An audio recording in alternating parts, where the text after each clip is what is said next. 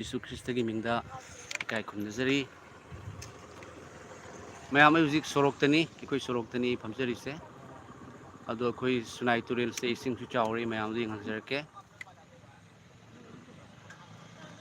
तुरेल से यंगबियु मैम इसिंग चावरे सिगी अखोई खर मथक्तको दाम मैना लई सिंगे थिंगनबगी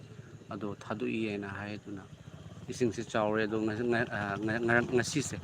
ngarang numidang dagi ngasi se khoi ayukta nong yam kan tarame aduna ising se yam pung chakhole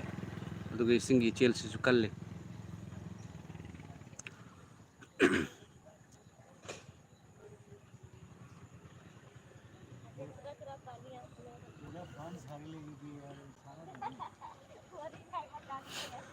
sini mayam sorok tani aina hu phamjari se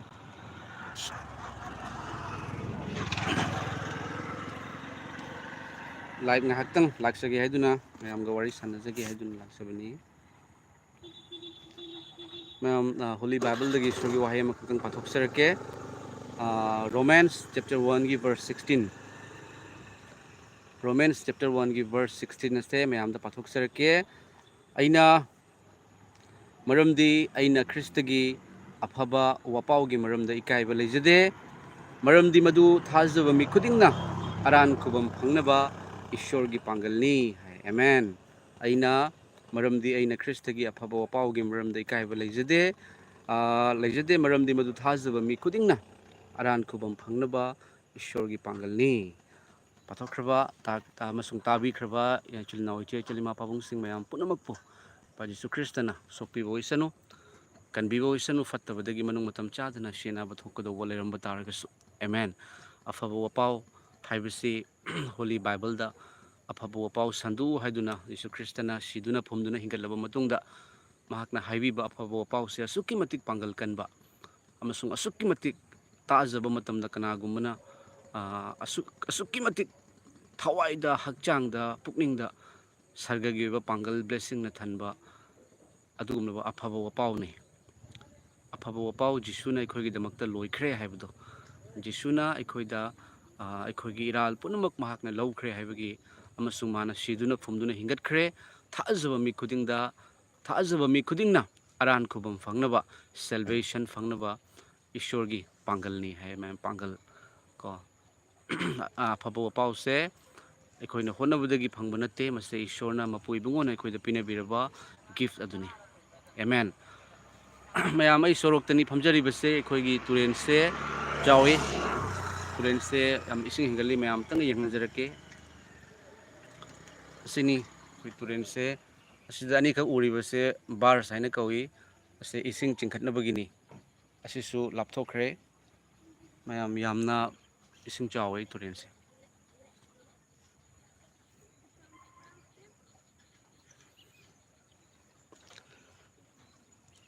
ma'am नंगसी एगी वारी खरदंग एगी पुंसीगी वारी खरदंग life की खुदांग दई फोंदोक सरके बाइबल ना होली बाइबल ना मैम अखोइदा अखोइना ngasi Jesu Christabu खंगजब अमसुंग लौसिनजबसे मसे इपा ईश्वरना हाइबदि लेसेमबिउ मपुना Imangi पुकनुंगदा लेरिङैदगी खंदोकपि हाइदुना high Imangi पुकनुंगदा लेरिङैदगी खंदोकपिखरे हाइदुना haiku अमसुंग मसे इपा ईश्वरना माकी खंदोकपिबदुनि अखोइना ओइनिंगी हाइरगा अखोइना दिसु थाजनिंगी हाइरगा हेता थाजब ngamdaba इपा ईश्वरना इमागी पुकनुंगदा लेरिङैदगी अखोइबु खंदोकपिखि हाइदुना हाइ अमसुंग अइना Jesu Christa खंगजद्रिङै ममांगदा फावबदा अइना खंगदना खंगौदना अफब थबक खरा तौखि अदु मयामदा फोंदोकसरके फिलिमोन सेखो करी तुरेल काइगी करी तुरेल कौगे ओजा हाइबनी मसे असम गिनी सुनाई तुरेल हाइना कौई तुरेल से हंदक इसिंग याम चावरे अदई सोरोकता फमजबनी तुरेल से इसिंग चावी अदुगा लैरेम Junction. God bless you, brother. Watching from Aizol. God bless Manipur. God bless the Meiteis. Thank you so much, my dear friend. Thagachari. Amasung miyoiba punamak ishorna tekta kaidana thambi boisan waina su haizage. Aduga gidi comment ama kaktanga toltung Toltung Seksai Siaksel Amen Amen Ozabu haina hai thagachari brother Prabhu Jisu gi mingda thagachari mayam aina Prabhu Jisu Christ ipabu loksan jadine gi mamang da khangaudana aina tawkiba afaba thabak yamna kaino oibako mayam aina khangaudana tawkiba afaba ni ko mayam haijarakeba mayam aise Maharashtra haiba mafam dugi Aurangabad haiba mafam do adugai Fire Engineering and Safety Management haiba kaino mat ai kaino tawjarami ko engineering college ni hariba college da mayam aise diploma tawjarakpani aduga aina leiba matamda akoi kaino gi boys hostel di lei adu oi boys hostel do learning de mi yam yame adoidi boys hostel gi marak tu da churup thakpa yu thakpa khatna ba chaina ba yam tawi aduna aise bhara ama leige haiduna Maharashtra gi Aurangabad hariba mafam sida mayam bhara ama yengbane ba ko aduga hariba bhara do gi owner do mapu do Pathan auntie hena koi Pathan ni moise auntie nupi ni ba ko nupi se amna akhogi tawbangam ba nupi ni ko mayam room se aina jenge mayam na akhogi imanaba sing na yenge siga room ama lei hena change ba ko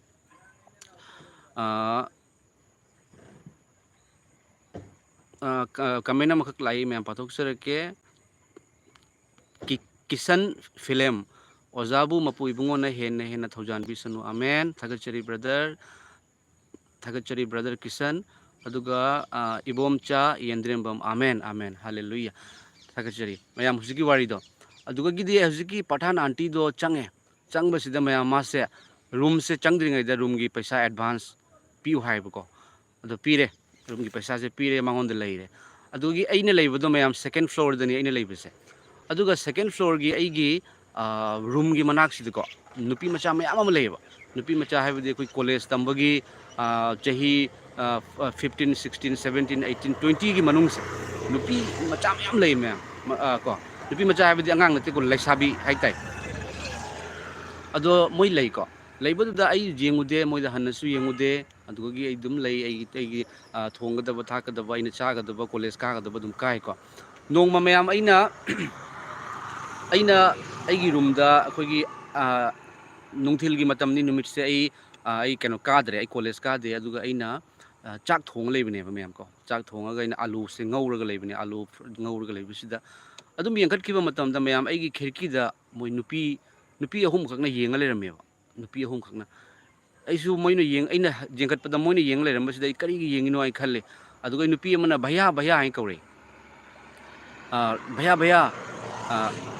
हमारा एक help कीजिए है हाइबदी भैया अखोगी मती हमतंग पांग हाइबा तो अइदी खंगजदबनी को अइना होय पांगे करिनो हाइना हाइबा मोय हाइबा भैया अखोना लैरिबा मफम से करी ममिंग कौवे है अदोइदी अइना हाइरे ममिंग दो हाइरे सी ममिंग सिनी अदोइदी भैया नंगना तमिबा कॉलेज तुगी एड्रेस तो हमतंग फोन दा हाइबियो है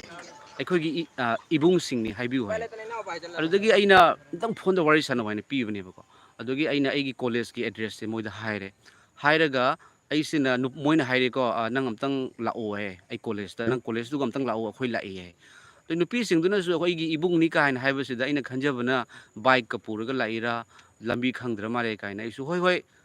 नुपी सिंगदु को सिस्टर ठीक मैं जाता हूं का हाइरगा अइना चट लेबा मैम चटपसीद को अइना हाय मोय फोन तौनबनी को अइना हायबनी भैया मैं टी शर्ट में हूँ और जीन्स पैंट में हूँ काइन हायरगा दुइदी मोइसे लाए अइ ममांग मैम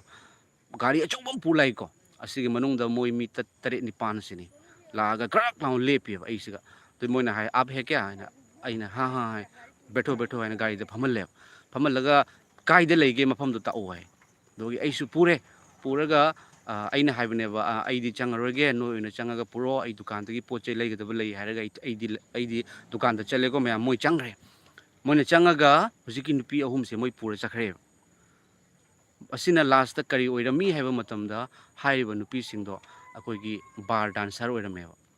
बार डांसर अदुगैदी कॉल गर्ल काइन लेबदो अदुगी टाइप नेबा अदुगा हाइरिबा नुपी सिंगदो मसाना याददना को फारकपा खोलकपा ओइरमगनी अदुगा अइसु येंगेबा नुपी सिंगसे अयुंग थिंदा मपान थोकते अदुगा नुमिदांग वाइरम हेक ओइबदा गाड़ी अमा लाकनी गाड़ी सिगा हपचल पुगिबा नोंगालगा अमुक पुरकपा ꯑꯗꯨꯅ ꯅꯨꯄꯤꯁꯤꯡꯗꯨꯒ ꯃꯈꯣꯏꯅ ꯂꯩꯔꯤꯕ ꯃꯐꯝꯁꯨ ꯇꯥꯛꯇꯕ ꯃꯔꯝꯗꯤ ꯃꯈꯣꯏꯅ ꯐꯣꯟ ꯇꯧꯅꯔꯒꯗꯤ ꯆꯦꯟꯈꯤꯅꯤ ꯍꯥꯏꯕꯒꯤ ꯃꯑꯣꯡꯗꯀꯣ ꯇꯥꯛꯇꯕ ꯑꯗꯨꯒꯗꯤ ꯃꯣꯏꯅ ꯂꯩꯔꯤꯕ ꯃꯐꯝꯁꯨ ꯇꯥꯛꯇꯦ ꯃꯐꯝ ꯈꯪꯗ꯭ꯔꯕꯅꯤꯅ ꯀꯃꯥꯏꯅ ꯋꯥꯔꯤ ꯁꯥꯟꯅꯅꯤꯀꯣ ꯑꯗꯨꯒꯤ ꯑꯗꯨꯃꯥꯏꯅ ꯇꯧꯔꯒ ꯑꯩꯅ ꯇꯥꯛꯄꯗꯒꯤ ꯑꯗꯨꯃꯥꯏꯅ ꯄꯨꯆꯠꯈ꯭ꯔꯦ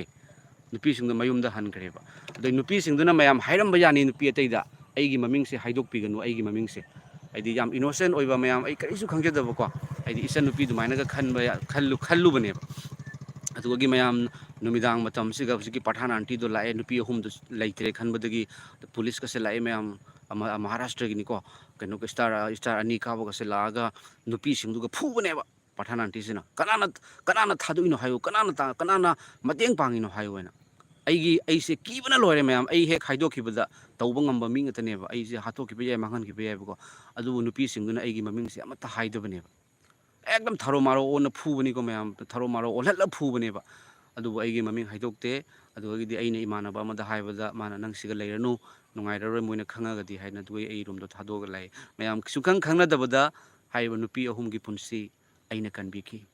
ꯑꯩ ꯌꯤꯁꯨ ꯈ꯭ꯔꯤꯁꯇ ꯊꯥꯖꯗ꯭ꯔꯤꯉꯩꯒꯤ ꯃꯃꯥꯡꯗꯒꯤ ꯑꯐꯕ ꯊꯕꯛ ꯇꯧꯍꯟꯕꯤ ꯃꯔꯝꯗꯤ ꯏꯄꯥꯅ ꯏꯃꯥ ꯄꯨꯛꯅꯨꯡꯗ ꯂꯩꯔꯤꯉꯩꯗꯒꯤ ꯈꯟꯗꯣꯛꯄꯤꯈꯤ ꯍꯥꯏꯕꯗꯣ ꯍꯜꯂꯦꯂꯨꯌꯥ ꯅꯨꯄꯤ ꯑꯍꯨꯝꯗꯨꯒꯤ ꯕ꯭ꯂꯦꯁꯤꯡꯗꯣ ꯃꯌꯥꯝ ꯑꯩꯈꯣꯏꯒꯤ ꯃꯄꯨꯟꯁꯤ ꯍꯤꯡꯖꯕꯗꯣ ꯍꯥꯏꯔꯤꯕ ꯑꯩꯈꯣꯏꯒꯤ ꯃꯕꯨꯡꯁꯤꯡ ꯂꯥꯛꯑꯒ ꯄꯨꯟ ꯆꯠꯈꯤꯕꯅꯦꯕ ꯑꯩꯉꯣꯟꯗ ꯊꯦꯡꯀ꯭ꯌꯨ ꯚꯩꯌꯥ ꯌꯥꯝ ꯍꯥꯏꯔꯝꯃꯦ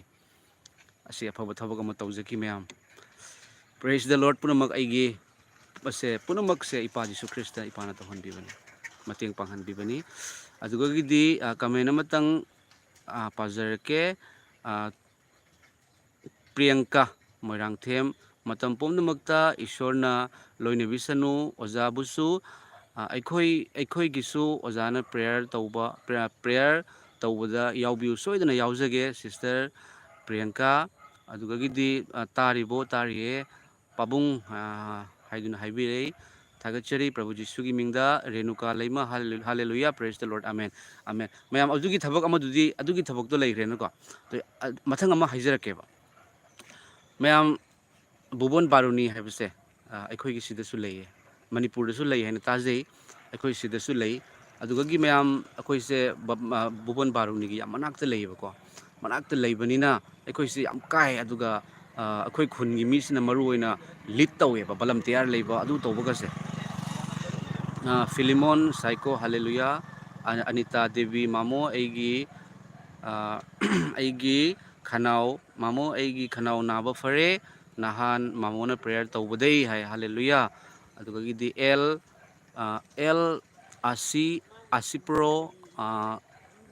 ꯑꯁꯤꯄ꯭ꯔꯣ ꯀꯥꯏꯅ ꯄ꯭ꯔꯦ ꯐꯣꯔ ꯃꯥꯏ ꯐꯦꯃꯤꯂꯤ ꯕ꯭ꯔꯗꯔ ꯍꯥꯏꯖꯔꯤ ꯌꯤꯁꯨ ꯈ꯭ꯔꯤꯁꯇꯗ ꯑꯗꯣꯝꯒꯤ ꯏꯃꯨꯡ ꯃꯅꯨꯡ ꯃꯇꯝ ꯆꯨꯞꯄꯗ ꯏꯁꯣꯔꯅ ꯂꯣꯏꯅꯕꯤꯁꯅꯨ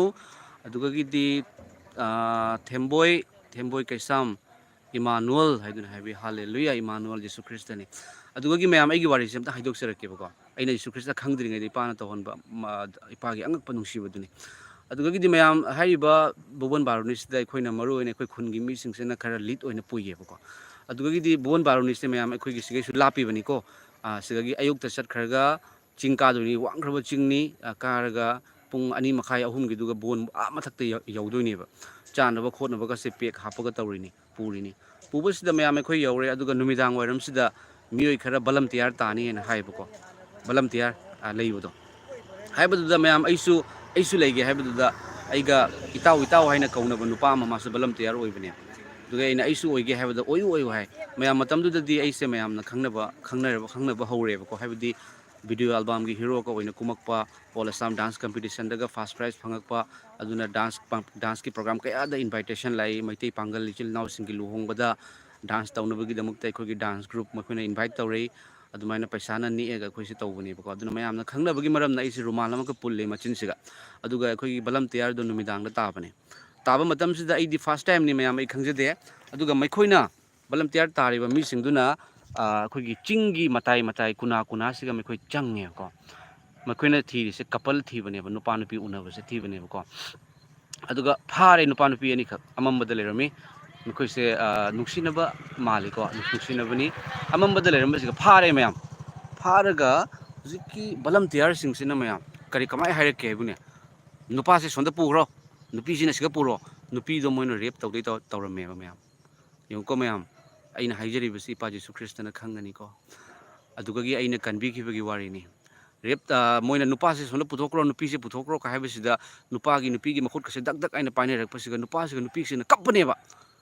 अखोई लांजखरे इयाम्बसिंग अखोई लाले अखोई तौजररोय कप्पको कप्पगसु अखोई मिनुंगसी यावदबगी मओंगदा नुपादो पुखरो हाइगा काइना मखुट कसे पाइना चिंगना कोना पुगिबसिगा मयाम अꯩꯒꯤ ꯊꯃꯣꯏꯁꯤꯒ ꯑꯩ ꯌꯥꯔꯛꯇ꯭ꯔꯦꯕꯀꯣ ꯅꯨꯄꯤꯗꯨꯅ ꯀꯞꯄꯦꯕ ꯅꯨꯄꯤꯗꯨ ꯀꯞꯄꯕꯅꯤꯀꯣ ꯅꯨꯄꯤꯗꯨꯒꯤ ꯃꯄꯨꯟꯁꯤ ꯃꯥꯡꯕ ꯌꯥꯔꯕꯅꯤ ꯃꯌꯥꯝ ꯅꯨꯄꯥ ꯃꯉꯥ ꯇꯔꯨꯛꯅꯦꯕ ꯀꯣ ꯚꯣꯂꯟꯇꯤꯌꯔ ꯇꯥꯔꯤꯗꯣ ꯃꯈꯨꯠꯇꯒ ꯆꯩꯒ ꯄꯥꯏꯅ ꯊꯥꯡꯒ ꯄꯥꯏꯅ ꯆꯠꯂꯤꯅꯦꯕ ꯑꯩꯅ ꯍꯥꯏꯕꯅꯦꯕ ꯍꯦ ꯅꯨꯄꯤꯁꯤꯒ ꯁꯣꯛꯀꯅꯨ ꯁꯤꯅꯤ ꯑꯩꯅ lepꯆꯔꯤꯗꯤ ꯏꯄꯥꯅ ꯈꯪꯉꯝꯒꯅꯤꯀꯣ ꯅꯨꯄꯤꯁꯤꯒ ꯁꯣꯛꯀꯅꯨ ꯅꯨꯄꯤꯁꯤꯒ ꯁꯣꯛꯀꯅꯨ ꯍꯥꯏꯅ ꯚꯣꯂꯟꯇꯤꯌꯔ ꯃꯌꯥꯝꯒꯤ ꯃꯔꯛꯇꯒꯤ ꯑꯩꯅ ꯍꯥꯏꯔꯛꯄꯁꯤꯒ ꯅꯨꯄꯤꯒ ꯅꯨꯄꯥꯁꯤꯅ ꯃꯤꯒꯤ ꯃꯈꯨꯠ ꯊꯥꯗꯣꯛꯑꯒ ꯑꯩꯒꯤ ꯈꯣꯡꯁꯤ ꯄꯥꯏꯔꯒ ꯃꯣꯏꯅꯤꯁꯤꯅ ꯀꯣꯟꯕꯅꯦꯕ ꯏꯕꯨꯡ ꯑꯩꯕꯨ ꯀꯟꯕꯤꯌꯨ ꯏꯕꯨꯡ ꯑꯩꯕꯨ ꯀꯟꯕꯤꯌꯨ ꯏꯌꯥꯝꯕ ꯑꯩꯕꯨ ꯀꯟꯕꯤꯌꯨ ꯍꯥꯏꯅ ꯑꯗꯨ ꯚꯣꯂꯟꯇꯤꯌꯔꯁꯤꯡꯗꯨꯅ ꯑꯩꯉꯣꯟꯗ ꯁꯥꯎꯔꯦꯕ ꯅꯪ ꯚꯣꯂꯟꯇꯤꯌꯔ ꯂꯥꯛꯀꯅꯨ ꯆꯠꯂꯨ ꯀꯥꯏꯅ ꯑꯩ ꯆꯠꯀꯅꯤ ꯑꯩ ꯚꯣꯂꯟꯇꯤꯌꯔ ꯇꯧꯔꯣꯏ ꯑꯗꯨꯕꯨ ꯅꯨꯄꯤꯒ ꯅꯨꯄꯥꯁꯤꯒꯗꯤ ꯀꯩꯁꯨꯝ ꯇꯧꯕ ꯌꯥꯔꯣꯏ ꯍꯥꯏꯅ ꯍꯥꯏꯕꯅꯦꯕ ꯅꯨꯄꯤꯒ ꯅꯨꯄꯥꯁꯤ ꯀꯩꯁꯨꯝ ꯇꯧꯕ ꯌꯥꯔꯣꯏ ꯑꯩ ꯚꯣꯂꯟꯇꯤꯌꯔ ꯇꯣꯛꯀꯅꯤ ꯑꯩ ꯚꯣꯂꯟꯇꯤꯌꯔ ꯌꯥꯎꯔꯣꯏ ꯑꯗꯨꯕꯨ ꯍꯧꯖꯤꯛꯀꯤ ꯅꯨꯄꯤꯁꯦ ꯃꯉꯣꯟꯗ ꯈꯨꯠꯅ ꯁꯣꯛꯄ ꯌꯥꯔꯣꯏꯅ ꯍꯥꯏꯔꯒ ꯑꯩꯅ ꯌꯥꯎꯔꯣꯏ ꯅꯣꯏꯒꯤ ꯚꯣꯂꯟꯇꯤꯌꯔ ꯍꯥꯏꯅ ꯚꯣꯂꯟꯇꯤꯌꯔ ꯚꯣꯂꯟꯇꯤꯌꯔ ꯇꯣꯛꯑꯦ ꯑꯗꯨꯒ ꯅꯨꯄꯥꯒ ꯅꯨꯄꯤꯒꯗꯣ ꯑꯩꯅ ꯄꯨꯅ ꯂꯥꯛꯑꯒ ꯑꯩꯈꯣꯏꯒꯤ ꯃꯌꯥꯝ ꯍꯤꯞꯅꯕ ꯃꯐꯝꯗꯣ ꯑꯗꯨꯒ ꯑꯩꯅ ꯍꯥꯏ ꯕꯦꯝ ꯕꯨꯡꯉꯣ ꯌꯦꯡꯉꯣ ꯅꯣꯏ ꯑꯗꯨꯃꯥꯏꯅ ꯇꯧꯅꯨ ꯅꯣꯏꯅ ꯁꯨꯃꯥꯏꯅ ꯂꯥꯏ ꯈꯨꯔꯨꯝꯕ ꯂꯥꯛꯑꯒ ꯁꯨꯃꯥꯏꯅ ꯎꯅꯕꯁꯦ ꯐꯠꯇꯦ ꯑꯃꯝꯕꯗ ꯑꯗꯨ ꯌꯦꯡꯉꯣ ꯑꯩ ꯂꯩꯔꯝꯗ꯭ꯔꯒꯗꯤ ꯅꯪꯒꯤ ꯈꯨꯗꯣꯡꯆꯥꯕ ꯂꯧꯔꯒ ꯌꯦꯡꯉꯣ ꯑꯋꯥꯡꯕꯗꯨꯒꯤ ꯃꯈꯥꯗ ꯇꯥꯔꯛꯄꯗ ꯁꯤꯔꯁꯨ ꯈꯪꯉꯔꯣꯏꯗꯧꯅꯦꯕ ꯑꯗꯨꯅ ꯇꯧꯅꯨ ꯍꯥꯏꯕꯗ ꯀꯞꯄꯒ ꯏꯕꯨꯡꯕꯨ ꯊꯥꯒꯠꯆꯔꯤ ꯈꯣꯡꯁꯦ ꯄꯥꯏꯔꯒ ꯈꯨꯔꯝꯈꯤꯕ ꯃꯌꯥꯝ ꯀꯣ ꯍꯥꯂꯦꯂꯨꯌꯥ ꯑꯗ ꯑꯩꯅꯁꯨ ꯃꯈꯣꯏꯗ ꯅꯥꯟꯊꯅꯀ ꯇꯧꯔꯝꯃꯦꯕꯗꯣ ꯌꯤꯁꯨ ꯈ꯭ꯔꯤꯁꯇ ꯈꯪꯗ꯭ꯔꯤꯉꯩꯗꯒꯤ ꯃꯌꯥꯝ ꯏꯃꯥꯒꯤ ꯄꯨꯛꯅꯨꯡꯗ ꯂꯩꯔꯤꯉꯩꯗꯒꯤ ꯈꯟꯗꯣꯛꯄꯤꯔꯛꯄꯁꯦ ꯑꯐꯕ ꯊꯕꯛ ꯁꯣꯏꯗꯅ ꯇꯧꯍꯜꯂꯤ ꯄ꯭ꯔꯦꯖ ꯗ ꯂꯣꯔꯗ ꯃꯌꯥꯝꯅꯁꯨ ꯌꯤꯁꯨ ꯈ꯭ꯔꯤꯁꯇ ꯏꯄꯥꯕꯨ ꯊꯥꯒꯠꯄꯤꯌꯨ ꯅꯨꯄꯤꯗꯨꯒꯤ ꯃꯄꯨꯟꯁꯤ ꯑꯩꯅ ꯀꯟꯕꯤꯈꯤ ꯑꯗꯨꯒ ꯅꯨꯄꯤ ꯑꯍꯨꯝꯒꯤꯁꯨ ꯃꯄꯨꯟꯁꯤ ꯃꯍꯥꯔꯥꯁꯇ꯭ꯔ ꯑꯧꯔꯪꯒꯕꯥꯗꯇ ꯂꯩꯕꯗ ꯑꯩꯅ ꯀꯟꯕꯤꯈꯤ ꯍꯥꯂꯦꯂꯨꯌꯥ ꯄ꯭ꯔꯦ ꯐꯣꯔ ꯃꯥꯏ ꯐꯦꯃꯤꯂꯤ ꯕ꯭ꯔꯗꯔ ꯑꯗꯨꯗꯒꯤꯗꯤ ꯊꯦꯝꯕꯣꯏ ꯀꯩꯁꯥꯝ ꯏꯃꯥꯅꯨꯑꯦꯜ ꯑꯗꯨꯗꯒꯤꯗꯤ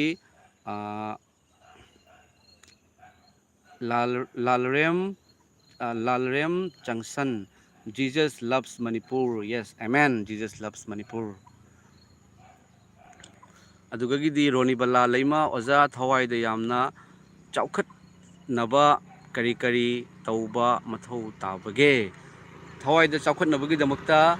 ꯃꯇꯝ ꯆꯨꯞꯄꯗ ꯄꯣꯖꯤꯇꯤꯚ ꯊꯤꯡꯀꯤꯡ ꯂꯩꯕꯤꯌꯨ ꯌꯤꯁꯨ ꯈ꯭ꯔꯤꯁꯇꯒꯤ ꯅꯨꯡꯁꯤꯕꯗꯣ ꯏꯄꯥꯅ ꯑꯩꯕꯨ ꯅꯨꯡꯁꯤꯈ꯭ꯔꯦ ꯈꯪꯈ꯭ꯔꯦ ꯊꯥꯗꯣꯛꯄꯤꯔꯔꯣꯏ ꯑꯩꯒꯤ ꯃꯔꯥꯜ ꯊꯤꯗ꯭ꯔꯦ ꯏꯄꯥꯅ ꯑꯩꯒꯤ ꯃꯇꯝ ꯆꯨꯞꯄꯗ ꯑꯆꯨꯝꯕ ꯂꯝꯕꯤꯗ ꯂꯝꯖꯤꯡꯕꯤꯔꯤ ꯑꯩꯕꯨ ꯂꯧꯕ ꯂꯥꯛꯀꯅꯤ ꯍꯥꯏꯕꯗꯣ ꯈꯟꯕꯤꯌꯨ ꯕꯥꯏꯕꯜꯒꯤ ꯋꯥꯍꯩꯗꯣ ꯀꯥꯎꯊꯣꯛꯄꯤꯒꯅꯨ ꯅꯥꯔꯛꯄ ꯃꯇꯝꯗ ꯑꯩ ꯁꯤꯔꯗ꯭ꯔꯅꯦ ꯑꯩꯒꯤ ꯀꯅꯥ ꯂꯩꯖꯗ꯭ꯔꯕꯅꯦ ꯍꯥꯏꯅ ꯈꯟꯕꯤꯒꯅꯨ ꯇꯥꯏꯕꯪ ꯄꯥꯟꯕꯗ ꯂꯩꯕ ꯃꯇꯝꯗ ꯑꯋꯥꯕ ꯑꯅꯥꯕ ꯂꯣꯏ ꯂꯥꯛꯀꯅꯤꯀꯣ ꯑꯗꯨꯕꯨ ꯏꯄꯥ ꯂꯩꯔꯤ ꯍꯥꯏꯕꯒꯤ ꯊꯥꯖꯕꯗꯣ ꯏꯄꯥ ꯂꯩꯔꯤ ꯍꯥꯏꯕꯒꯤ ꯑꯁꯥꯗꯣ ꯏꯄꯥꯅ ꯑꯩꯕꯨ ꯊꯥꯗꯣꯛꯄꯤꯗꯕ ꯏꯄꯥꯅꯤ ꯍꯥꯏꯕꯒꯤ ꯑꯁꯥꯗꯣ ꯊꯥꯗꯣꯛꯀꯅꯨ ꯑꯗꯨꯒ ꯑꯗꯣꯝꯗ ꯏꯁꯣꯔꯒꯤ ꯕ꯭ꯂꯦꯁꯤꯡ ꯂꯥꯛꯀꯅꯤꯀꯣ ꯑꯗꯨꯒ ꯀꯔꯤ ꯄꯥꯖꯈ꯭ꯔꯦ ꯑꯗꯨꯒ ꯐꯤꯂꯤꯃꯣꯟ ꯁꯦꯈꯣ ꯑꯣꯖꯥꯁꯦ ꯑꯁꯥꯝꯒꯤ ꯃꯅꯤꯄꯨꯔ ꯑꯣꯏꯗꯣꯏꯔꯥ ꯅꯠꯇ꯭ꯔꯒ ꯃꯅꯤꯄꯨꯔꯗꯒꯤꯔꯣ ꯌꯥꯔꯒꯗꯤ ꯑꯃꯨꯛꯇꯪ ꯍꯥꯏꯕꯤꯔꯣ ꯕ꯭ꯔꯗꯔ ꯑꯩꯗꯤ ꯑꯁꯥꯝꯒꯤꯅꯤ ꯑꯩꯒꯤ ꯏꯄꯨꯒꯤ ꯃꯊꯛ ꯏꯄꯨꯙꯧꯒꯤ ꯃꯊꯛꯁꯤꯗ ꯑꯩꯈꯣꯏꯒꯤ ꯆꯥꯔꯣꯟ ꯁꯨꯔꯣꯟ ꯀꯌꯥ ꯂꯩꯔꯛꯄꯅꯤ ꯂꯝꯁꯤꯡ ꯇꯧꯗꯨꯅ ꯑꯗꯨꯒ ꯑꯩꯈꯣꯏꯒꯤ ꯏꯄꯨꯗꯣ ꯑꯁꯤꯗ ꯃꯨꯁꯂꯤꯝꯒꯤ ꯃꯩꯇꯩꯒꯤ ꯗꯦꯁꯋꯥꯂꯤ ꯃꯌꯥꯝꯒꯤ ꯃꯔꯛꯇ ꯄ꯭ꯔꯙꯥꯟ ꯑꯣꯏꯗꯨꯅ ꯒꯥꯎ ꯄꯟꯆꯥꯌꯠ ꯑꯣꯏꯗꯨꯅ ꯄꯥꯜꯂꯝꯃꯤ ꯑꯗꯨꯒ ꯑꯩꯈꯣꯏꯒꯤ ꯈꯥꯟꯗꯥꯟꯁꯦ ꯂꯥꯏꯁ꯭ꯔꯝ ꯂꯩꯔꯛꯅꯤ ꯑꯁꯤ ꯆꯧꯙꯨꯔꯤ ꯈꯥꯟꯗꯥꯟ ꯍꯥꯏꯅ ꯑꯪꯒ꯭ꯔꯦꯖꯀꯤ ꯃꯇꯝꯗ ꯄꯤꯔꯝꯕ ꯇꯥꯏꯇꯜꯅꯤ ꯃꯔꯝꯗꯤ ꯑꯩꯒꯤ ꯏꯄꯨꯗꯣ ꯒꯣꯕꯤꯟꯗꯣ ꯄꯟꯆꯥꯌꯠ ꯍꯥꯏꯅ ꯀꯧꯏ ꯌꯥꯝꯅ ꯃꯒꯨꯟ ꯂꯩꯕ ꯃꯌꯥꯝꯅ ꯀꯤꯅꯕ ꯑꯗꯨꯃꯥꯏ ꯃꯤꯅꯤ ꯑꯗꯨꯅ ꯆꯧꯙꯨꯔꯤ ꯍꯥꯏꯕꯒꯤ ꯇꯥꯏꯇꯜ ꯑꯃꯁꯨ ꯑꯩꯈꯣꯏꯗ ꯂꯩ ꯑꯗꯨꯅ ꯑꯌꯥꯝꯕꯁꯤꯡ ꯗꯥꯛꯇꯔ ꯑꯣꯏꯕ MBBS ꯑꯣꯏꯕ ꯀꯩꯗꯣ ꯑꯌꯥꯝꯕꯁꯤꯡꯅ ꯑꯩꯈꯣꯏꯒꯤ ꯗꯥꯛꯇꯔ ꯕꯤꯁ꯭ꯋꯖꯤꯠ ꯁꯤꯡꯍ ꯆꯧꯙꯨꯔꯤ ꯍꯥꯏꯅ ꯇꯞꯄꯤꯀꯣ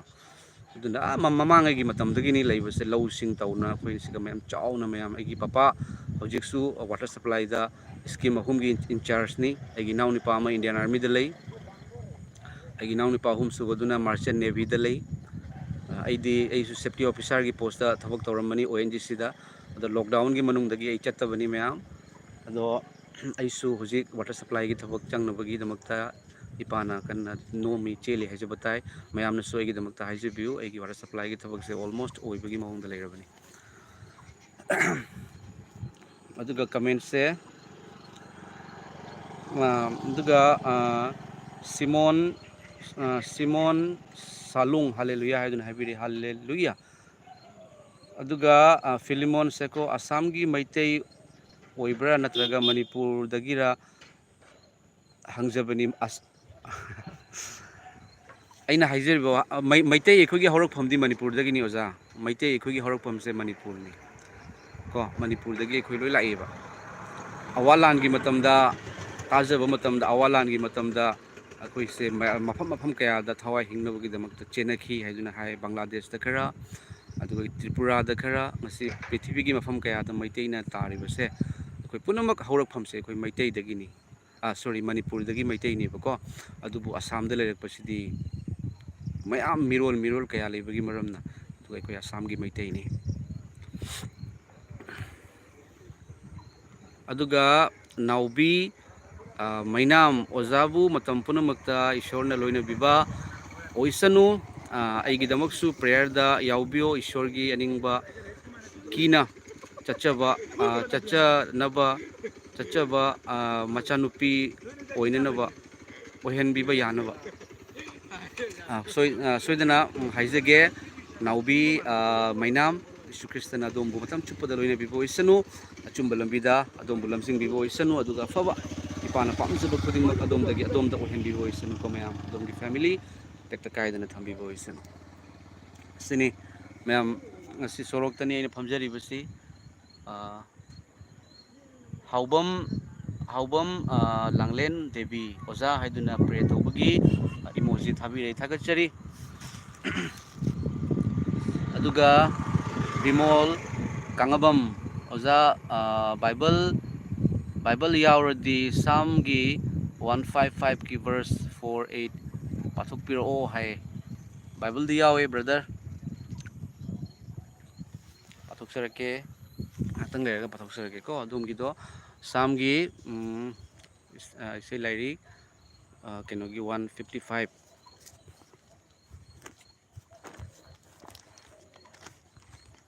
mayam ising chaw sing hak yeng biu ko numit sanda wairam sugi ising chaw turen ising pa chaw re mayam yeng biu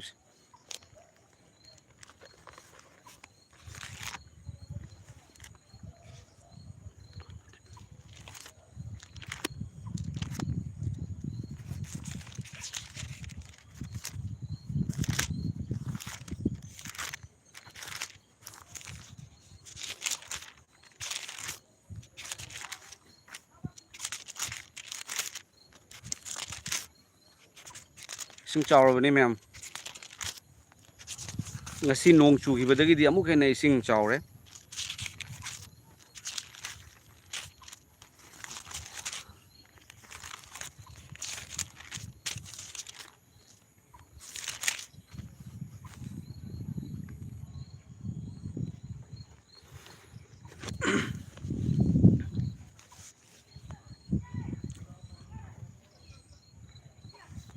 ngasi di nong ngasi se mayam nong chui aduna ising se khara chaw re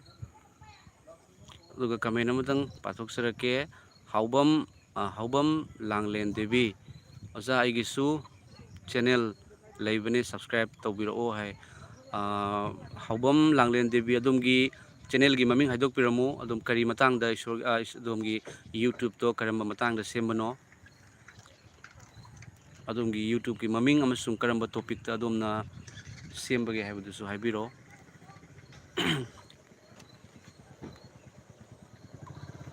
aduga matangi kamen amata renubala leima sam da 155 yaubro aduni aduni aisu yenguraga 155 yaudabagi aisu haijadre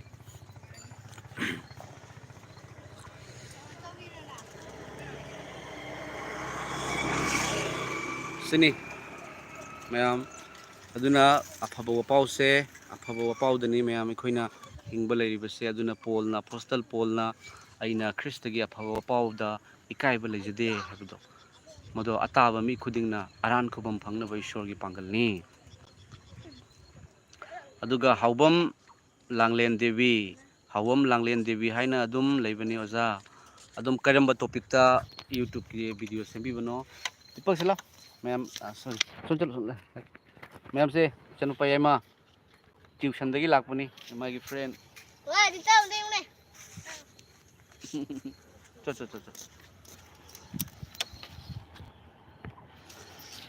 Ichanupa ani ni ma'am मेगी इचानुपी अमगा आशा यम चावना लई तौजरिबनी यीशु ख्रिस्टगी मिंगलेंदा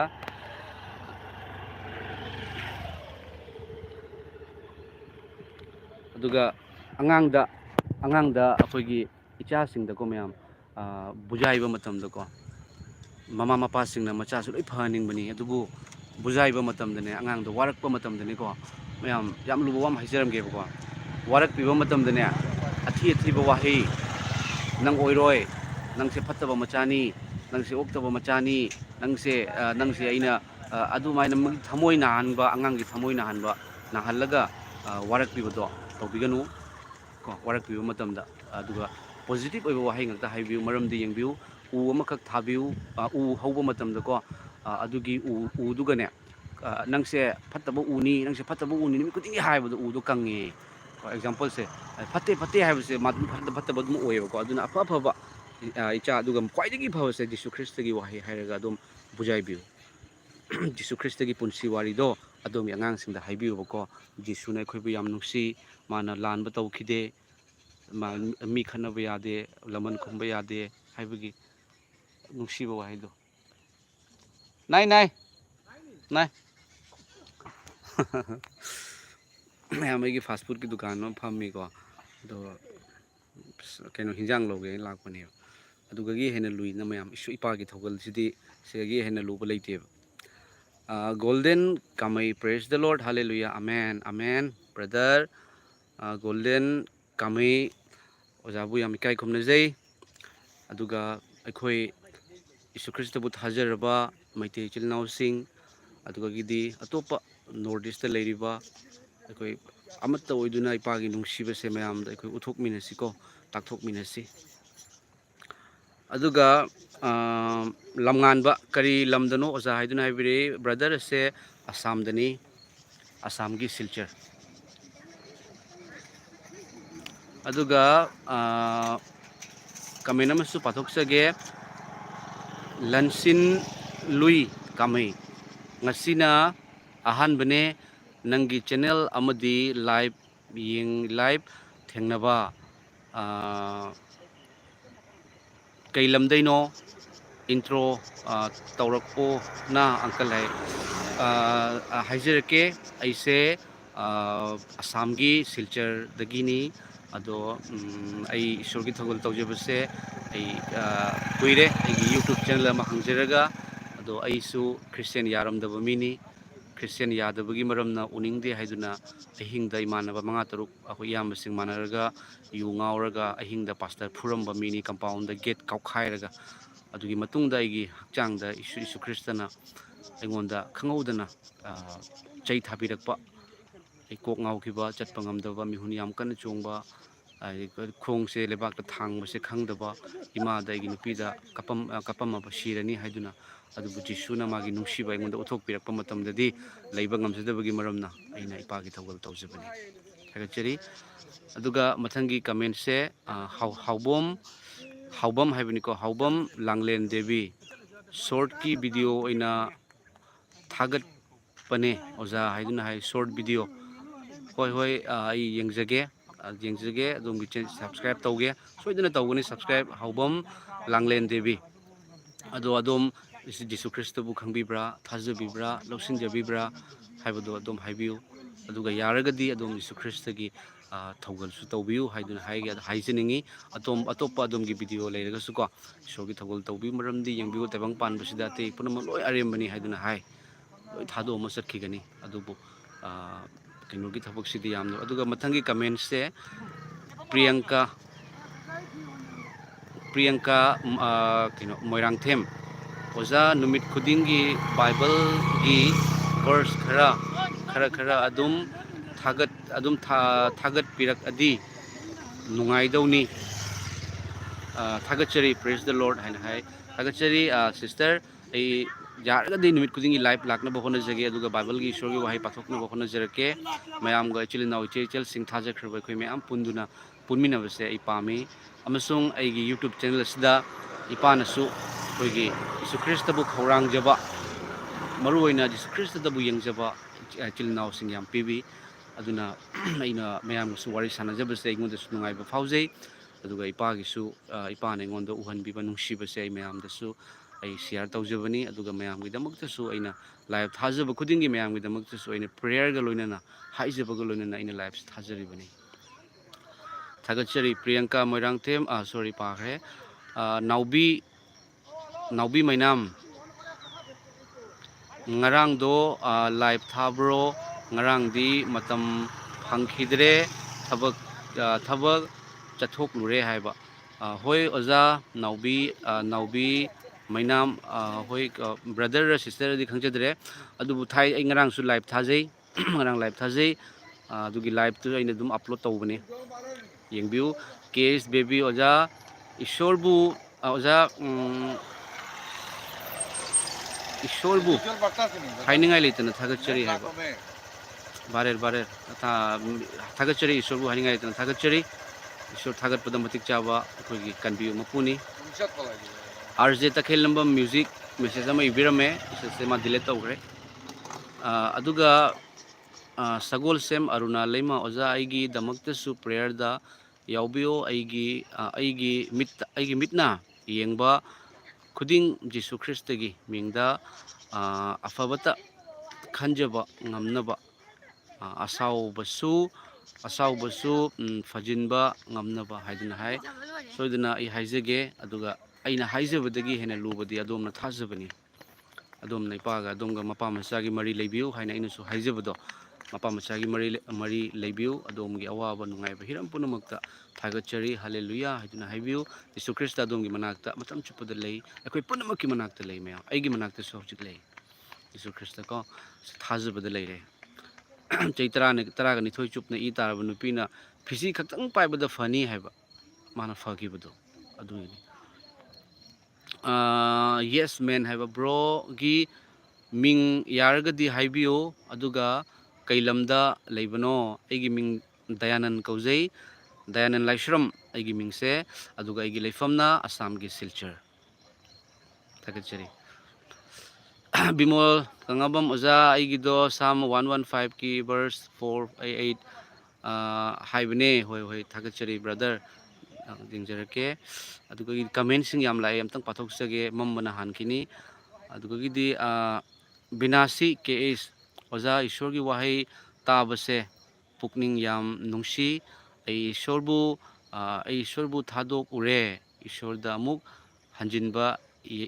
यागद्रा hallelujah ओजा अदुनी ईश्वरना पामिबदो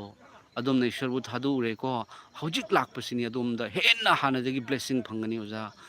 यीशु ख्रिस्टना कौरी ओजाना आई लाकप यागद्रा हाइबदो ओजागी पांगल नते जिसुना अदोमबु कौबनी सनुपा अइंगोंदा लाउ मतम लेरिंगेदा अइंगोंदा लाउ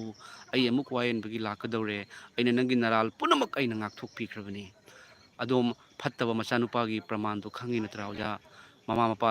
mapa dagi lam lam punamak piro haina jonthoga paisa pukibodo adu mana warakpa matamda mapa mana yumlonda lakpa ubada mapa aduna konchela chuppodo adu oja da adugumna oigani oja Yesu Christ da hujikma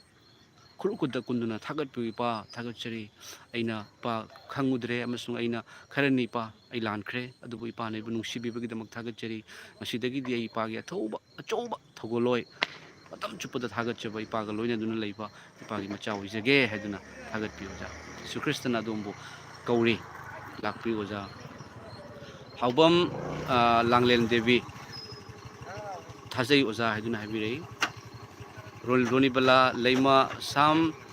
number 115 ईश्वर की मतिक लेबा वाहैने आई पाथोक्सरके अमतंग labio को इसिंग चावबसे अमतंग यंगबिरमो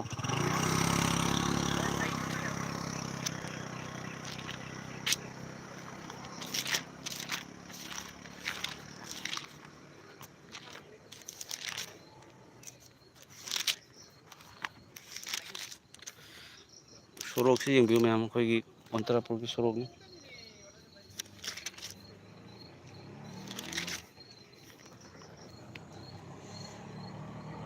115 हाइबा नत्रा ओजा पाथोक्सरके ma'am ईश्वर की वाहै तामिनसी अखोइदा नत्ते हे जेहोबा ꯑꯩꯈꯣꯏꯗ ꯅꯠꯇꯦ, ꯅꯍꯥꯛꯀꯤ ꯂꯦꯡꯗ꯭ꯔꯕ ꯅꯨꯡꯁꯤꯕ, ꯅꯍꯥꯛꯀꯤ ꯑꯆꯨꯝꯕ ꯑꯗꯨꯒꯤ ꯃꯔꯝꯅ ꯅꯍꯥꯛꯀꯤ ꯃꯤꯡꯗ ꯃꯇꯤꯛ ꯃꯉꯥꯜ ꯆꯥꯎꯕ ꯑꯣꯏꯁꯅꯨ. ꯑꯃꯦꯟ. ꯍꯜꯂꯦꯂꯨꯌꯥ. ꯌꯦꯍꯣꯕꯥ ꯏꯄꯥ, ꯀꯟꯕꯤꯌꯨ ꯃꯄꯨ ꯏꯄꯥꯒꯤ ꯃꯤꯡꯂꯦꯟꯗ ꯃꯇꯤꯛ ꯃꯉꯥꯜ, ꯃꯤꯡꯂꯦꯟꯗꯣ ꯈ꯭ꯋꯥꯏꯗꯒꯤ ꯍꯦꯟꯅ ꯃꯇꯤꯛ ꯃꯉꯥꯜ ꯆꯥꯎꯕꯅꯤ. ꯇꯥꯕꯤꯔꯤꯕ ꯌꯦꯡꯕꯤꯔꯤꯕ ꯏꯆꯤꯜ ꯏꯅꯥꯎꯁꯤꯡ, ꯀꯟꯕꯤꯌꯨ ꯃꯄꯨꯒꯤ ꯌꯦꯍꯣꯕꯥ ꯏꯄꯥ ꯏꯁꯣꯔꯒꯤ ꯕ꯭ꯂꯦꯁꯤꯡ ꯑꯗꯨꯝ ꯄꯨꯝꯅꯃꯛꯀꯤ ꯃꯊꯛꯇ ꯂꯥꯛꯄ ꯑꯣꯏꯁꯅꯨ. ꯍꯜꯂꯦꯂꯨꯌꯥ. ꯑꯃꯦꯟ. ꯑꯗꯨꯒ DP ꯀꯛꯊꯠꯈ꯭ꯔ ꯃꯥꯜꯂꯦ. ꯔꯟꯖꯤꯇꯥ ꯍꯪꯖꯕꯝ ꯍꯥꯏꯕꯀꯣ. ꯑꯣꯖꯥꯕꯨ ꯊꯥꯒꯠꯆꯔꯤ. ꯑꯩ ꯕꯥꯞꯇꯥꯏꯖ ꯇꯧꯖꯔꯦ. ꯏꯁꯣꯔꯒꯤ ꯂꯝꯕꯤꯗ ꯆꯨꯝꯅ ꯂꯦꯞꯆꯕ ꯉꯝꯅꯕ ꯄ꯭ꯔꯦꯌꯔ ꯇꯧꯕꯤꯌꯨ. ꯑꯊꯦꯝꯕꯗ ꯇꯥꯗꯅꯕ ꯍꯁꯕꯦꯟꯁꯨ ꯏꯁꯣꯔ ꯂꯝꯕꯤꯗ ꯂꯩꯅꯕ ꯊꯥꯒꯠꯆꯔꯤ. ꯁꯤꯁꯇꯔ ꯔꯟꯖꯤꯇꯥ ꯍꯟꯖꯕꯝ, ꯁꯣꯏꯗꯅ ꯍꯥꯏꯖꯒꯦ, ꯁꯣꯏꯗꯅ ꯑꯗꯣꯝꯒꯤꯗꯃꯛꯇ ꯍꯥꯏꯖꯒꯦ. ꯑꯗꯨꯒ ꯁꯤꯁꯇꯔꯅ ꯌꯤꯁꯨ ꯈ꯭ꯔꯤꯁꯇꯕꯨ ꯂꯧꯁꯤꯟꯖꯔꯦ ꯍꯥꯏꯅ ꯇꯥꯖꯕꯗ ꯑꯁꯨꯛꯀꯤ ꯃꯇꯤꯛ ꯍꯔꯥꯎꯖꯩ. ꯁꯤꯁꯇꯔ, ꯑꯗꯣꯝꯒꯤ ꯐꯦꯃꯤꯂꯤ ꯏꯁꯣꯔꯅ ꯍꯦꯟꯅ ꯍꯦꯟꯅ ꯂꯣꯏꯅꯕ, ꯏꯁꯣꯔꯒꯤ ꯑꯆꯧꯕ ꯅꯨꯡꯁꯤꯕꯅ ꯊꯟꯕ ꯏꯃꯨꯡ ꯍꯥꯏꯕꯗꯣ ꯑꯣꯏꯕ ꯑꯣꯏꯁꯅꯨ. ꯑꯗꯨꯒ ꯑꯗꯣꯝꯗꯒꯤ ꯀꯅꯥꯒꯨꯝꯕ ꯊꯥꯖꯗꯕ ꯑꯗꯣꯝꯕꯨ ꯌꯦꯡꯗꯨꯅ, ꯑꯗꯣꯝꯒꯤ ꯐꯦꯃꯤꯂꯤꯕꯨ ꯌꯦꯡꯗꯨꯅ ꯊꯥꯖꯗꯕꯁꯤꯡꯅ ꯄꯨꯛꯅꯤꯡ ꯍꯣꯡꯕ ꯁꯔꯒꯗ ꯌꯧꯖꯕ ꯌꯥꯕ ꯑꯣꯏꯁꯅꯨ. ꯍꯜꯂꯦꯂꯨꯌꯥ. ꯊꯥꯒꯠꯆꯔꯤ.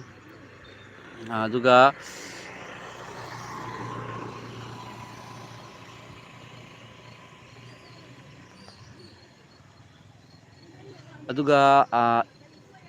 ꯏꯕꯣꯝꯆꯥ ꯌꯦꯟꯗ꯭ꯔꯦꯝꯕꯝꯅ ꯑꯣꯖꯥ ꯉꯔꯥꯡ ꯅꯍꯥꯟ ꯑꯩꯈꯣꯏ ꯃꯅꯤꯄꯨꯔꯗ ꯏꯔꯥꯡ ꯊꯣꯛꯑꯦ, ꯑꯗꯨꯕꯨ ꯃꯧ ꯑꯃꯒ ꯏꯆꯥꯅꯨꯄꯤ ꯑꯃꯒ ꯀꯨꯀꯤꯅ ꯅꯣꯡꯃꯩ ꯀꯥꯞꯄꯗ ꯃꯃꯥꯗꯨ ꯁꯤꯔꯦ. ꯃꯆꯥꯅꯨꯄꯤꯗꯨꯅ ꯍꯣꯁꯄꯤꯇꯥꯜꯗ ꯂꯥꯏꯀꯠꯅꯔꯤ. ꯏꯆꯥꯅꯨꯄꯤꯒꯤꯗꯃꯛ ꯍꯥꯏꯖꯕꯤꯌꯨ ꯑꯣꯖꯥ. ꯁꯣꯏꯗꯅ ꯍꯥꯏꯖꯔꯤ ꯑꯣꯖꯥ. ꯂꯩꯈꯤꯗ꯭ꯔꯕ ꯃꯔꯥ ꯂꯩꯖꯗ꯭ꯔꯕꯤ ꯏꯃꯥꯗꯣ, ꯃꯥꯕꯨ ꯌꯤꯁꯨ ꯈ꯭ꯔꯤꯁꯇꯅ ꯂꯣꯝꯕ ꯅꯥꯏꯗꯕ ꯁꯔꯒꯗ ꯊꯝꯕꯤꯕ ꯑꯣꯏꯁꯅꯨ ꯍꯥꯏꯗꯨꯅ ꯑꯣꯖꯥ ꯍꯦꯛ ꯄꯥꯎ ꯇꯥꯕꯗꯒꯤ ꯏꯄꯥꯗ ꯄ꯭ꯔꯦꯌꯔ ꯇꯧꯖꯩ. ꯊꯥꯖꯔꯕ ꯑꯩꯈꯣꯏ ꯄꯨꯝꯅꯃꯛꯅꯁꯨ ꯇꯧꯖꯕꯅꯤ ꯑꯣꯖꯥ. ꯑꯗꯨꯒ ꯍꯥꯏꯔꯤꯕ ꯃꯆꯥꯅꯨꯄꯤꯗꯣ, ꯃꯥꯕꯨ ꯏꯁꯣꯔꯅ ꯍꯦꯟꯅ ꯂꯣꯏꯅꯕꯤꯕ, ꯍꯦꯟꯅ ꯀꯟꯕꯤꯕ, ꯃꯥꯒꯤ ꯑꯅꯥꯕ ꯌꯥꯡꯅ ꯐꯔꯛꯄ, ꯑꯗꯨꯒ ꯏꯁꯣꯔꯒꯤ ꯅꯨꯡꯁꯤꯕꯅ ꯃꯥꯒꯤ ꯃꯅꯥꯛꯇ ꯃꯇꯝ ꯆꯨꯞꯄꯗ ꯂꯣꯏꯅꯕ ꯑꯣꯏꯁꯅꯨ. ꯑꯆꯧꯕ ꯃꯤꯊꯣꯏ ꯃꯤꯍꯦꯟ ꯑꯣꯏꯕ ꯑꯣꯏꯁꯅꯨ ꯍꯥꯏꯗꯨꯅ ꯀꯟꯕꯤꯌꯨ ꯃꯄꯨ ꯑꯩꯒꯤ ꯏꯄꯥ ꯌꯤꯁꯨ ꯈ꯭ꯔꯤꯁꯇꯗ ꯍꯥꯏꯖꯔꯤ ꯑꯣꯖꯥ. ꯊꯥꯒꯠꯆꯔꯤ. ꯌꯥꯝ ꯅꯨꯡꯁꯤꯕ, ꯌꯥꯝ ꯅꯨꯡꯉꯥꯏꯇꯕ ꯊꯧꯗꯣꯛꯅꯤ. RJ ꯇꯈꯦꯜꯂꯝꯕꯝ ꯑꯣꯖꯥ, ꯄꯩꯁꯥ ꯄꯥꯏꯗꯕꯅ ꯐꯖꯅ ꯂꯥꯌꯦꯡꯕꯁꯨ ꯉꯝꯗ꯭ꯔꯦ. ꯑꯣꯖꯥ, ꯂꯥꯏꯔꯕ ꯑꯩꯈꯣꯏꯗꯤ ꯏꯁꯣꯔ ꯅꯠꯇꯅ ꯂꯩꯇꯦ. ꯑꯩꯒꯤ ꯄꯨꯛꯀꯤ ꯑꯋꯥꯕ ꯑꯅꯥꯕ, ꯅꯨꯡꯁꯤꯠ ꯀꯥꯕ ꯂꯥꯌꯦꯡꯕꯁꯦ ꯖꯤꯁꯨꯅ ꯄꯨꯍꯟꯕꯤꯅꯕ ꯇꯠꯇꯅ ꯍꯥꯏꯖꯕꯤꯌꯨ. ꯁꯣꯏꯗꯅ ꯍꯥꯏꯖꯒꯦ. ꯌꯤꯁꯨ ꯈ꯭ꯔꯤꯁꯇꯅ ꯑꯗꯣꯝꯒꯤ ꯑꯅꯥꯕꯗꯣ ꯌꯤꯁꯨ ꯈ꯭ꯔꯤꯁꯇꯅ ꯂꯧꯊꯣꯛꯄꯤꯕ ꯑꯣꯏꯁꯅꯨ. ꯑꯗꯣꯝꯒꯤ ꯑꯋꯥꯕꯗꯣ ꯀꯣꯛꯍꯟꯕꯤꯕ ꯑꯣꯏꯁꯅꯨ. ꯊꯥꯖꯕꯤꯌꯨ. ꯄꯩꯁꯥꯗꯒꯤ ꯍꯦꯟꯅ ꯏꯄꯥꯒꯤ ꯄꯥꯡꯒꯜꯅ ꯍꯦꯟꯅ ꯀꯜꯂꯤ. ꯑꯂꯤꯅꯥ ꯗꯦꯕꯤ, ꯄ꯭ꯔꯦꯁ ꯗ ꯂꯣꯔꯗ. ꯅꯥꯎꯕꯤ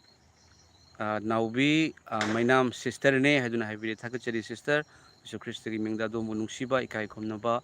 ꯎꯠꯆꯔꯤ. ꯌꯦꯁꯃꯦꯟ, ꯊꯦꯡꯛꯁ ꯕ꯭ꯔꯗꯔ. ꯕ꯭ꯔꯣꯁꯦ ꯍꯧꯖꯤꯛ ꯀꯔꯤ ꯇꯧꯔꯤꯕꯒꯦ? ꯍꯥꯏꯕꯗꯤ ꯃꯤꯁꯅꯔꯤ ꯄꯥꯁꯇꯔ. ꯑꯩꯗꯤ ꯏꯆꯝ ꯆꯝꯕ ꯌꯤꯁꯨ ꯈ꯭ꯔꯤꯁꯇ ꯏꯄꯥꯅ ꯀꯧꯊꯣꯛꯄꯤꯕ, ꯌꯤꯁꯨ ꯈ꯭ꯔꯤꯁꯇ ꯏꯄꯥꯅ ꯎꯍꯟꯕꯤꯕ ꯃꯆꯥꯅꯤ. ꯑꯩ ꯄꯥꯁꯇꯔ ꯑꯣꯏꯖꯗꯦ. ꯑꯦꯗꯚꯥꯟꯖꯦꯂꯤꯁꯁꯨ ꯑꯩ ꯇꯥꯏꯕꯪ ꯄꯥꯟꯕꯒꯤ ꯑꯣꯏꯕꯗ ꯑꯩ ꯑꯣꯏꯖꯗꯦꯀꯣ. ꯑꯣꯏꯌꯨ ꯍꯥꯏꯅꯗꯤ ꯑꯩꯉꯣꯟꯗ ꯂꯥꯛꯑꯝꯕꯅꯤ. ꯑꯗꯨꯕꯨ ꯑꯩꯅ ꯀꯅꯥꯒꯨꯝꯕꯒꯤ ꯃꯈꯥꯗ ꯑꯟꯗꯔꯗ ꯂꯩꯔꯒ ꯑꯩꯅ ꯏꯁꯣꯔꯒꯤ ꯊꯧꯒꯜ ꯇꯧꯕꯁꯦ, ꯑꯁꯤꯒꯤ ꯃꯍꯨꯠꯇ ꯏꯄꯥꯅ ꯑꯩꯉꯣꯟꯗ ꯐꯣꯡꯗꯣꯛꯄꯤꯔꯛꯄꯗꯣ ꯑꯩꯁꯨ ꯊꯧꯅꯥ ꯐꯅ, ꯀꯅꯥꯒꯤ ꯑꯊꯤꯡꯕ ꯑꯌꯦꯠꯄ ꯂꯩꯇꯅ ꯑꯩꯅ ꯏꯄꯥꯒꯤ ꯊꯧꯒꯜ ꯇꯧꯖꯅꯤꯡꯉꯤ. ꯃꯔꯝ ꯑꯗꯨꯅ ꯑꯩ ꯀꯅꯥꯒꯤ ꯑꯟꯗꯔꯗꯁꯨ ꯑꯩ ꯂꯩꯖꯗꯦ. ꯑꯗꯨꯒ ꯌꯤꯁꯨ ꯈ꯭ꯔꯤꯁꯇ ꯏꯄꯥꯒꯤ, ꯖꯦꯍꯣꯚꯥ ꯏꯄꯥꯒꯤ ꯊꯋꯥꯏ ꯑꯁꯦꯡꯕꯒꯤ ꯃꯤꯡꯗ ꯑꯩꯅ ꯊꯧꯒꯜ ꯇꯧꯖꯕꯅꯤ. ꯃꯔꯝꯗꯤ ꯑꯩꯒꯤ ꯄꯨꯟꯁꯤꯗ ꯏꯄꯥꯅ ꯎꯍꯟꯕꯤꯕ, ꯈꯪꯍꯟꯕꯤꯕ ꯇꯦꯁꯇꯤꯃꯣꯅꯤꯗꯒꯤ ꯍꯧꯔꯒ ꯂꯤꯚꯤꯡ ꯇꯦꯁꯇꯤꯃꯣꯅꯤꯁꯤꯡ ꯂꯦꯞꯇꯅ ꯑꯩꯉꯣꯟꯗ ꯎꯍꯟꯕꯤ. ꯃꯔꯝ ꯑꯗꯨꯅ ꯏꯄꯥꯒꯤ ꯊꯧꯒꯜ ꯇꯧꯖꯕꯅꯤ. ꯏꯄꯥꯒꯤ ꯅꯨꯡꯁꯤꯕ ꯐꯣꯡꯗꯣꯛꯆꯕꯅꯤ. ꯃꯔꯝꯗꯤ ꯏꯄꯥꯅ ꯈꯪꯍꯟꯕꯤꯈ꯭ꯔꯦ. ꯃꯍꯥꯛ ꯅꯨꯡꯁꯤꯕꯒꯤ ꯃꯄꯨꯅꯤ, ꯀꯟꯕꯤꯕꯒꯤ ꯃꯄꯨꯅꯤ, ꯏꯪꯊꯕꯒꯤ ꯖꯨꯕꯔꯥꯖꯅꯤ ꯍꯥꯏꯕꯗꯣ. ꯄ꯭ꯔꯦꯁ ꯗ ꯂꯣꯔꯗ ꯃꯌꯥꯝ. ꯃꯇꯥꯡ ꯑꯁꯤꯗ ꯂꯣꯏꯁꯤꯟꯖꯔꯒꯦ ꯑꯩꯒꯤ ꯂꯥꯏꯐꯁꯦ. ꯑꯩꯒꯤ ꯗꯨꯀꯥꯟꯗꯁꯨ ꯃꯤ ꯄꯣꯠ ꯂꯩꯕ ꯂꯥꯛꯄ ꯃꯥꯜꯂꯦ. ꯑꯩ ꯍꯧꯖꯤꯛꯇꯤ, ꯑꯩ ꯍꯥꯟꯅ ONGCꯗ ꯂꯩꯖꯔꯝꯃꯤ ꯁꯦꯐꯇꯤ ꯑꯣꯐꯤꯁꯥꯔꯒꯤ ꯄꯣꯁꯇ. 2010 थबक तौरपनी इंडिया की मनुंगदा मफम अयामबदा लेरे पुणे गुजरात हरियाणा पानीपत सूरत हाइबा अदुगदी तोंगान तोंगानबा मफम कयादसु वेस्ट बेंगल दा मुंबई दा महाराष्ट्र दा लेजरमे अदुगा इंडिया की मपानदा बांग्लादेश दसु थबक तौदुन लेजरमी अदुबु हंदक लॉकडाउन कोविड-19 लाको मतमदगिदी आई अमुक हंद्रे लॉकडाउन की मनुंगदा इसे अहमदाबाद हाइबा मफम दुगा ट्रांसफर होइबनी अदो लॉकडाउन की कोविड की मरक तुगा इन हनबसे पामद्रे अदुगा अइना लेरंब थबक तुगा खरा अखोगी कइनो रिक्सी ओइबको मैम ईश्वर की थगोल की दमकता वपाव सेम मतमदा फोन तौसलकनी मी अमा ओंथरे एक्सीडेंट तौरे हाइदुना फोन थांगतबसु यादबा अइंगोंदा हाइबदी खरा थबक सुद्रगसु को थबक खुदना पोट अमा पाइद्रगसु अइंगोंदा मेंटली ओइना टेंशन याम लई अदुना आई थादोकचरे अदुगा इपागे थगोलसे आई तौजबनी अदुगा जुमदा लेबदी यादबनीना हानदगिसु थोंबा थाकपसे खरा पामी मरमदुना आई फास्ट फूड की दुकान मचा अमा फमदुना लेजबनी अदो हुजिक आई पीएचई डिपार्टमेंट दा आई थबक की दमकता कन्ना हुजिक नि तौरिको मैम मैमनसु हाइजबियो अदुगा कमेंट से गांगतेल थाइमई हैबको ब्रोदेनन you are very may God bless you हैबा थागचरी brother thank you brother for your beautiful message same to you and so haijage adom de sushona lan bi boisanu aduga priyanka moirangthem oza igi prayer da akhoi gi family gi su yaubio akhoi family athemba tahan biganu jisu krista da seba punsigi taujage aduga aise hojik se mafam khangdaba yam kanna na aduna leiri ishorda haijamina si soidana haijage sister priyanka moirangthem adum yana ba kokani kanbi mapu jisu kristana kokanbi boisunu jehova ipa ishor sister si anaba kokanbi aduga yengbiriba amasung yengbirakadouriba comment tawbiraiba nungsikraba ichilinaw ichilima pabung singbu bekogi punsida sargage ba blessing haithabu ipa ishor nahakin nachangaktani nahaki nahak puthajaba nahaki nungsiba nachangaktani pa nachanupa nachanupi singni awatpa mata leitaba thawaida pangalda thawaida hakchangda hiram punamakta thamoida pangal happy borisanu ipa ishor nahaki nachanupa jisu gi mingda प्रार्थना से तौजरीबनी थवाय सिंबगी पांगलना सोक्ति बोइसनु आमेन थागचरी ma'am Matang असिदा की life से लोसिनजरगे यारगदि नुमित खुदिंगी संदावरमगी मतमसे असिदा लाकनबो होनजगे मैमसु उनमिनसी अदुगा इपाबु थागचबगी Bible की verse पाथोक्सरके अदुगा दोमगी prayer request लेरगसु अदुम happy रोको सोइदना हाइजगे यीशु क्रिस्टना अदुमबु लेमहोरिबा मतम चुप्पा अदुमबु लोइने बिगनी आई थमोद फाउजई अदुगा असिना थोकदौबदगी कनबिगनी अवात अपादगी कनबिगनी अनाबदगी सुफहनबिगनी अदुम थाजबियो अदुगा comment से अरुबोइना पाथोक्सरगे गांगथाई thymol आमेन नाइदुना हाइबिरै थागचरी ओजा थैंक यू सर प्रभु जीशु की मिंगदा आमेन मतंग अस्टलसिनजरगे गॉड ब्लेस यू ऑल।